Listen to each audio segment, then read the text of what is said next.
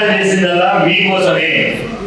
రేపు మీరు ముఖ్యమంత్రి కావాలని, మీరే అధికారంలో రావాలని. కాబట్టి మీకోసమే మా మొత్తం జీవితం త్యాగం చేసుకుంటున్నారు. కాబట్టి దయచేసి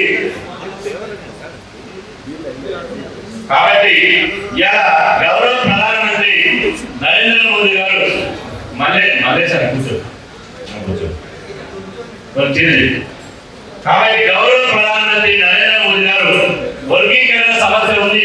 మందకృష్ణ మాదిగ కూడా ఒక 5-10 నిమిషాలు రాబోతున్నారు. వారు ప్రధానమంత్రి నరేంద్ర మోదీ గారు చేతికి మచ్చకుండా వర్గీకరణ సమస్యకు ఇండైరెక్ట్ గా, ప్రత్యక్షంగా, పరోక్షంగా సహకరించారు.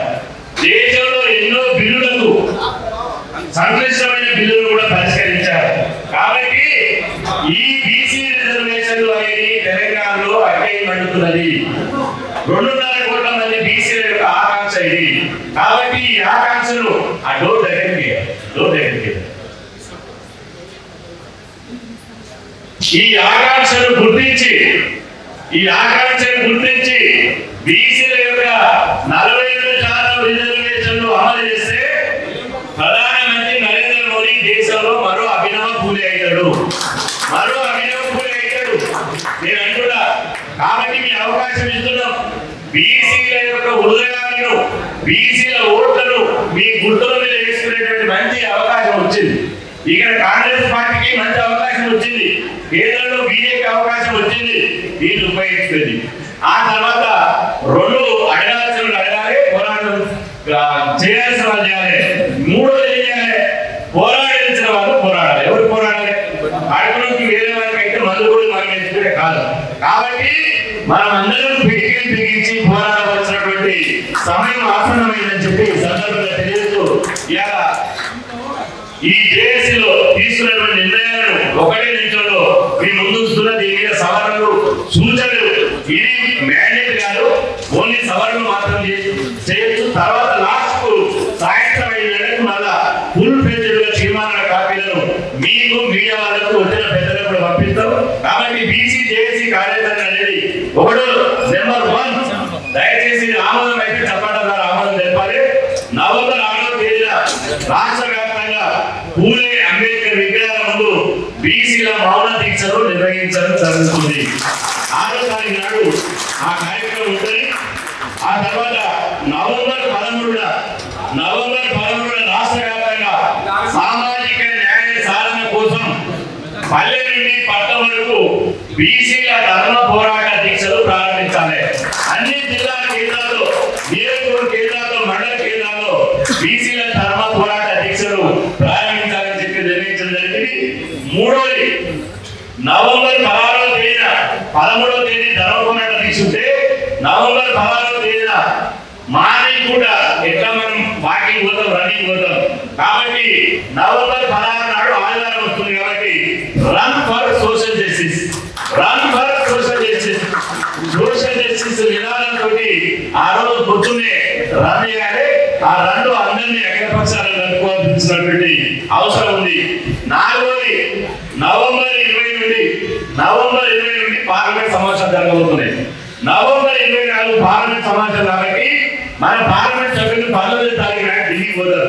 అంతకంటే ముందే మన గోష్ఠులు, మన ఆకాంక్షలు, మన డిమాండ్లు పార్టీలు ఖచ్చితంగా ఎంతమంది పార్లమెంట్ సభ్యులు ఉన్నారో అంతమంది పార్లమెంట్ సభ్యులకు ఈ రిజర్వేషన్ల యొక్క ఆకాంక్షను వినతిపత్రాలు ఇవ్వడానికి తెలంగాణ పార్లమెంటు సభ్యులతో బీసీల ములాఖత్ అనే పేరుతోటి అందరు పార్లమెంట్ సభ్యులు 15వ తారీఖు నాడు వాళ్ళతో ములాఖత్ కావాలని చెప్పి ఈ సమావేశం తీర్మానం ప్రపోజ్ చేయడం జరుగుతుంది.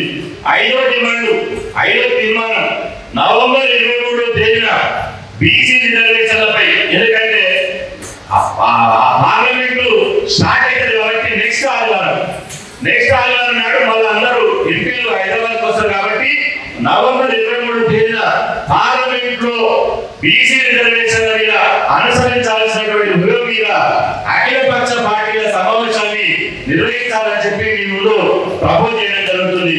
అదేవిధంగా 6వది డిసెంబర్ మొదటి వారంలో మనం కూడా గడిలో పోరాటం చేయాలి, ఇంకా ఢిల్లీలో పోరాటం చేయాలి. గడిలో పోరాటం ఏమో ఇప్పుడు కార్యక్రమాలు. ఢిల్లీలో పోరాటం చేయడానికి పార్లమెంట్ నడుస్తుంది కాబట్టి డిసెంబర్ మొదటి వారంలో బీసీల చెరోటిని 10 ప్రత్యేక రైలు కట్టుకుని 1 కాదు 10 ప్రత్యేక రైలు కట్టుకొని చెరోటిని కార్యక్రమం మీద పార్లమెంటు దిగ్బంధం కార్యక్రమం మీద ఏడోది ఏంటంటే మళ్ళీ పార్లమెంట్ దిగ్బంధం తర్వాత మన హైదరాబాద్కి వస్తాం, తెలంగాణ గడ్డ మీదకి వస్తాం. డిసెంబర్ 3వ వారం నుండి పల్లె నుండి పట్ట వరకు బీసీల బస్సు యాత్రను ప్రారంభం చేద్దాం. 33 జిల్లాలు 112 నియోజకవర్గాలు ఇవాళ 12,500 గ్రామాలు తిరగడానికి ఒక బస్సు యాత్ర కార్యక్రమం చేద్దాం. చివరిది 8వ ప్రపోజల్ జనవరి 4వ వారంలో బస్సు యాత్ర అయిపోయిన తర్వాత జనవరి 4వ వారంలో లక్షలాది మంది తోటి చెలో హైదరాబాద్ నిర్మిద్దాం. జనవరి 4వ వారంలో లక్షలాది మంది తోటి చెలో హైదరాబాద్ నిర్మిద్దాం.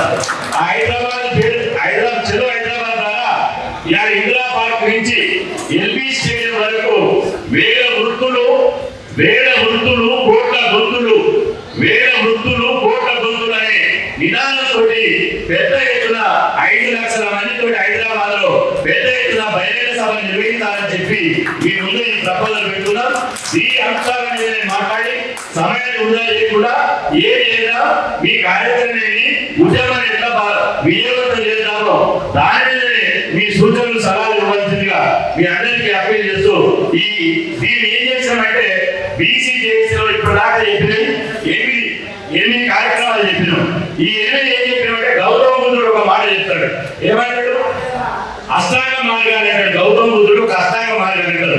ఇప్పుడు కూడా మనం అష్టాంగ ఆందోళన కార్యక్రమాలను పెట్టాం. దీని పేరు బీసీ జేఏసీ అష్టాంగ ఆందోళన కార్యక్రమాలు. అంటే ఈ 8 కార్యక్రమాలను విజయవంతం చేయడానికి తెలంగాణలో మరో సామాజిక న్యాయం ఉద్యమం పురుడు పోసుకుంటుంది. కనిక భవన్ నుంచి ఎవరు ఆపేది లేదు. ప్రాణాలు ఇచ్చినైనా సరే రిజర్వేషన్లు సాధించే వరకు ఉద్యమాన్ని ముందుకు తీసుకుపోవాలని చెప్పి సందర్భంగా తెలియజేస్తూ ఇప్పుడు మాజీ మంత్రి తెలంగాణ ఉద్యమంలో క్రియాశీలకంగా ఉన్నటువంటి శ్రీనివాస్ గౌడ్